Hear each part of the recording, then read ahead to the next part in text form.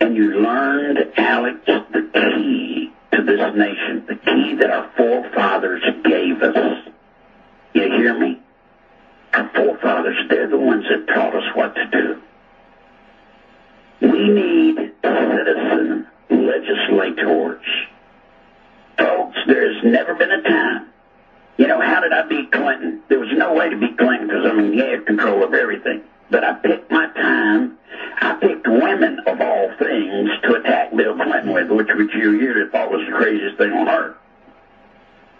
Right now, the American people do not want Republican or Democrat. They're fed up with both. If y'all will get out and get on the ballot, don't buy yard signs, don't buy ads on TV, don't go up and down your street advertising. Just get whatever you got to do to get your name on the ballot, from dog catcher to congressman to senator, as an independent. Then what happens, Alex, is Hillary has no power. She has no power. Because we have citizen legislators there to block her. The problem is, Larry, and they still have the electronic, fraudulent machines everywhere, but about 40% of the country now, is that the establishment, the puppet masters, as you call them, in the last 10 years have moved in with the fraudulent machines so they can organize effective fraud to keep that rebellion by the people at the ballot box from going through.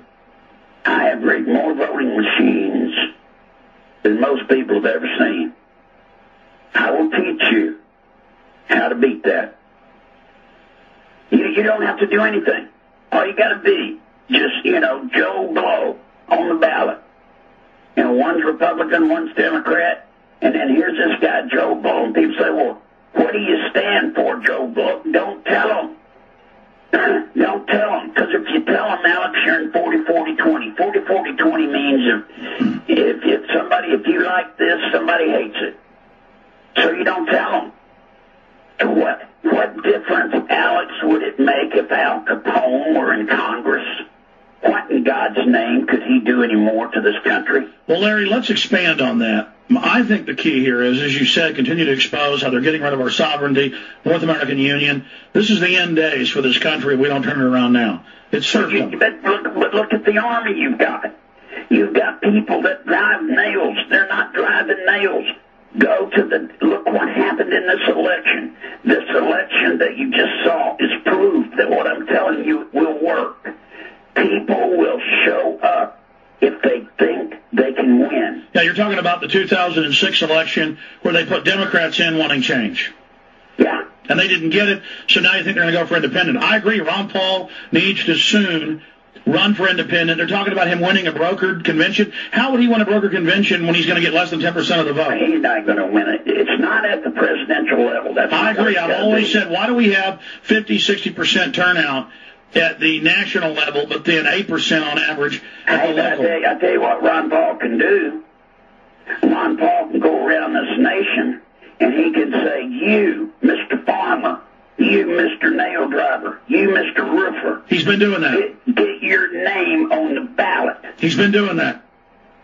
And if we can get enough independents in Congress... There'll be so many independents running, they can't engage in fraud everywhere and fix it. They can't stop it. You got it. Well, Alex, you the only one with a voice big enough to do that, buddy. Oh, my show's pretty good size, but if the listeners move on ideas, it can certainly have an effect. And I think out of a toolbox of things, that's certainly there. But also what you did on talk radio, going back, to 1994, 1995, 96, 97, is going out to the grassroots stations. The big ones are owned and run by the neocons, but going out to the grassroots and reminding people. People have short memories, but they remember how bad Bill Clinton is.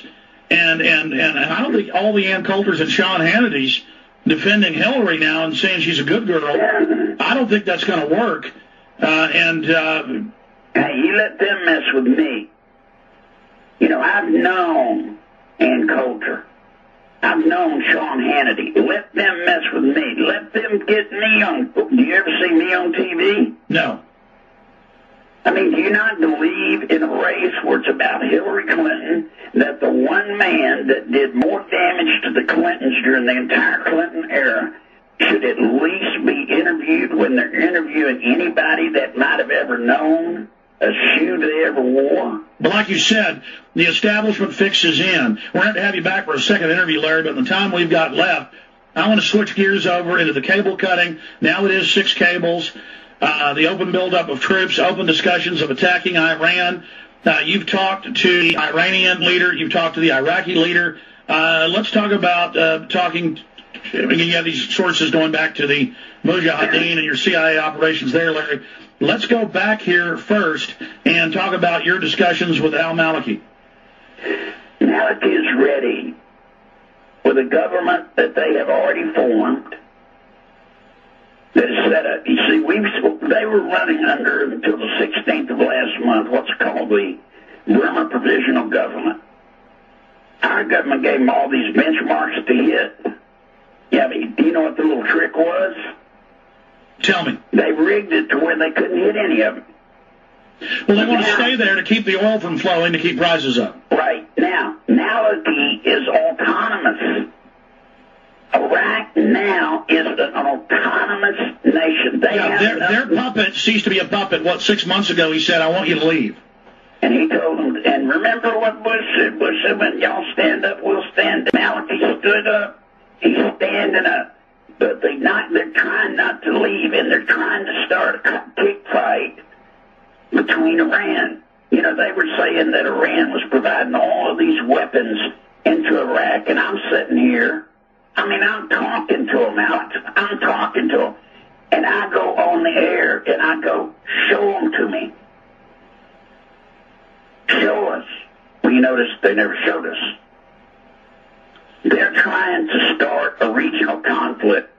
If you understand, well, that's the old master. That's the 1983 Israeli plan that we've adopted. Break the place up, break each nation in 3 to 4 parts, sow sectarian violence against Shiite, Sunni, and the Kurds, and that's been the policy, and they've carried out the policy. If you understand the plan that's been around since I've been around, you control through chaos.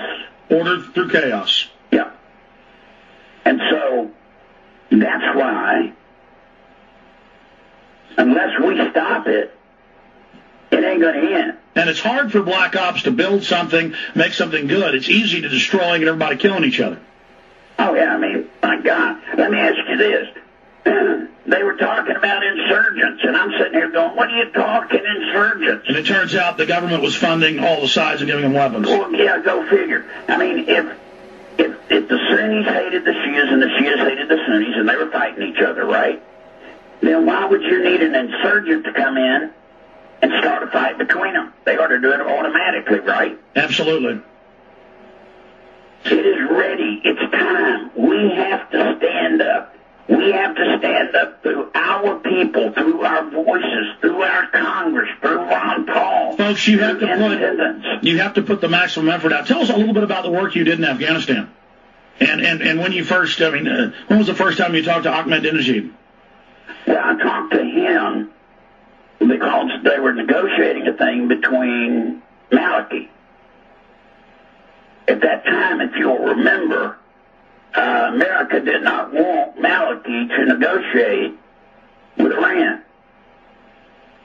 And because I'm the Saladin, and I knew Sistani, I was able to help set up the negotiation. When did you first get into Afghanistan? How long were you there?